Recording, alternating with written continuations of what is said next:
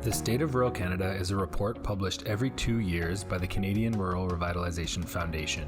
This year, the report looks at key issues in rural communities in each province and territory. Here's Dr. Laurie Brinklow, one of the authors for the chapter from Prince Edward Island. Hello, I'm Laurie Brinklow, coming to you from Prince Edward Island, or Epekwitk, the traditional and unceded home of the Mi'kmaq.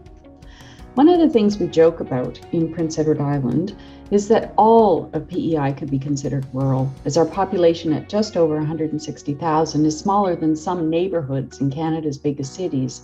Just over half live in the capital, Charlottetown, while others live in Summerside and smaller towns and communities. But we are a people rooted in rural, with our economy driven largely by agriculture, fisheries, and tourism. The working rural landscape is still testament to that. On a small island where there is only a finite amount of land, it should come as no surprise that land would be at a premium, and ideas about how we best use it are often contested. Pressures on water and the environment and issues such as development in unincorporated areas and poor governance dominate.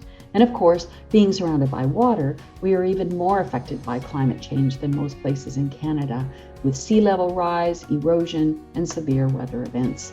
Indeed, if predictions come to pass, Prince Edward Island could become Prince Edward Islands by the end of the 21st century. Many will know Prince Edward Island as a tourist mecca, so it comes as no surprise that our tourism industry was one of the hardest hit during the pandemic. In the summer of 2020, the 4 Atlantic provinces created an Atlantic bubble, which helped mitigate losses somewhat, but it was still a devastating year.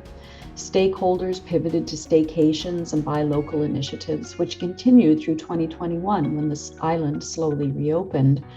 Stakeholders continue to rethink the tourism product, realizing that tourism and climate change are codependent. With tourism being a heavy emitter of greenhouse gas emissions, it is ironic that the industry upon which so many islands depend is contributing to their demise through the impacts of climate change.